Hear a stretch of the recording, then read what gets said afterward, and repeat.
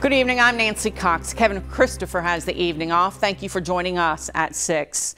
An employee of UPS was killed while working on a piece of equipment at the Mercer Road warehouse here in Lexington. Police say the 43-year-old man died this afternoon, though his name has not yet been released. LEX 18's Michael Burke reports in our big story at 6. UPS has another employee-involved accident to investigate following this morning's incident at their Mercer Road facility. Another difficult day on one of Lexington's UPS campuses. An employee here was badly injured when attempting to work with or repair a piece of machinery. He later died. It's the third time this year UPS has been in the spotlight following an accident. Back in May, the Blue Sky Parkway location suffered through an acetylene tank explosion. Then in August, on the same grounds, a man was injured after being pinned underneath a riding mower. He died from his injuries the following day. Now one of the world's largest shipping organizations is facing yet another investigation following this latest tragic accident. Unfortunately, we're just beginning with the investigation. We've collected some witness statements and things like that, and everything at this point looks like, it was just a gentleman who was working on a piece of machinery and obviously suffered some injuries. It looks like he was, attempting to fix a piece of machinery and something terrible happened. And Sergeant Greenleaf added that it is likely UPS will now have to enlist the services of OSHA to help with this investigation. Covering the news in Lexington from the LEX 18 mobile newsroom, let's send it back to you. A frightening morning for a group of students in Pulaski County when their school bus was involved in a deadly accident. Police say 38-year-old Justin Vanover of McCreary County was killed when he ran into the back of the bus at about 60 miles per hour. Police say the bus lights were flashing when it stopped to pick up kids on Highway 914 at Rose Court in Somerset. Tiffany Jackson has the story. In a split second, the car that hit a Pulaski County school bus this morning was turned into an unrecognizable pile of metal. It certainly makes your stomach drop when you roll up on that this morning. A witness tells us he was at the bus stop with his nieces and nephews who had just walked onto the bus when the car slammed into the back, then caught fire. The driver of that car was killed. The bus was holding students from 3 different schools. None of them were hurt. That bus did its job today. It kept our kids safe. The students were pulled off the bus and quickly taken away from the hectic scene.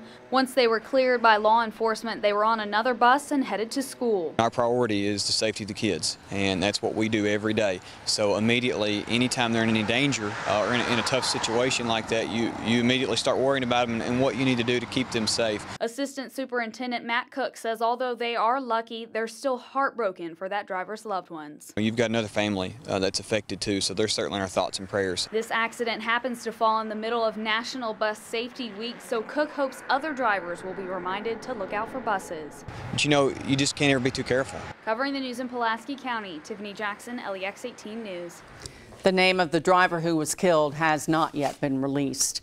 Meanwhile, a man was flown to the hospital after a crash involving a school bus in Casey County. It happened this morning on US 127 between Liberty and Dunville. Employees at Shannon's Grocery tell us a bus and car were involved, and the driver of the car was the one flown to the hospital. The bus driver was also taken to the hospital for treatment. There were no students on board the bus at the time. A death investigation is underway in Bourbon County after the coroner says a man was hit by a car and killed. It happened early Sunday morning on 8th Street on the outskirts of Paris. Kylan Mills has the latest. The Paris Police Department is working to piece together what led up to a deadly accident on this stretch of Georgetown Road on the edge of town. The cops are usually sitting in the church parking lot. I don't know how.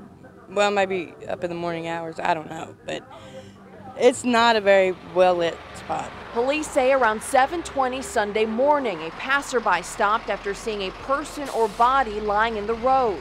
When they tried to stop traffic and call for help, an oncoming vehicle ran over the man. A Bourbon County deputy coroner says the 50-year-old died of blunt force trauma from being hit by a car. That may have been why he was already lying in the road, but we're told the autopsy report did not specify whether he was hit more than once. That would have to be horrible. I mean, from what I heard, he got hit several times, and I'm feeling like at some point someone should have stopped. Officials say the man may have been walking to work, neighbors calling it a tragic reminder to be careful where you're walking and for drivers to slow down. The fact of the matter is, the way people drive up and down this road, it's no shock. It's surprising it didn't happen before now. Covering the news in Bourbon County, Kylan Mills, LEX 18 News. The name of the man killed will not be released to the public until family is notified.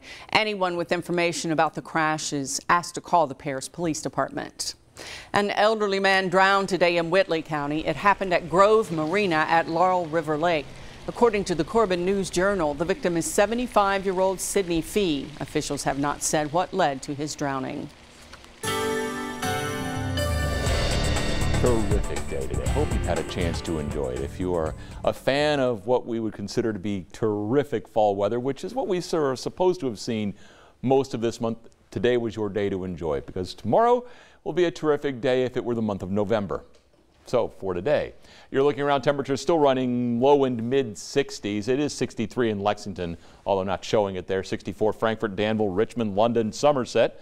Monticello comes in at 65. Moorhead's fallen off to 61, so there's a cool spot for you. Max Track Live Doppler. A lot of ground clutter showing up as a front has just gone by. We are looking at that front bringing the northerly winds, bringing in Canadian air, and that's the chill that we're going to be feeling. Those winds will be moving over toward the north and northeast through the night tonight. Clouds should be minimal. A lot of us will just see a lot of sunshine during the day tomorrow. Relatively light northeast winds. We will continue to see those cold temperatures lingering throughout the day tomorrow. In fact, what we're looking at specifically, low 30s to start. If your plants haven't died yet, you may want to go ahead and cover them up, although there are no official frost and freeze warnings because we're done with those. Mid 50s, and just think it's November and life is good. We'll talk about how life is not so good later in the week in a couple minutes. We'll deal with it. Thank you, Bill. A mechanic was hurt in Laurel County when a car he was working on slipped and fell on top of him. We spoke with the owner of McClure's Towing, who says the victim was under the car when the jack holding it shifted. He tells us the man was hurt, but he believes the victim will live. We're told the man had to be airlifted to the hospital. A man has been charged in connection to an incident outside Fayette Mall in which a gunshot was fired. Police were called to the parking lot outside P.F. Chang's around 7 last night. Witnesses told officers 2 people were involved in a fight over a gun when a shot was fired. An off-duty corrections officer was able to intervene and secure the gun.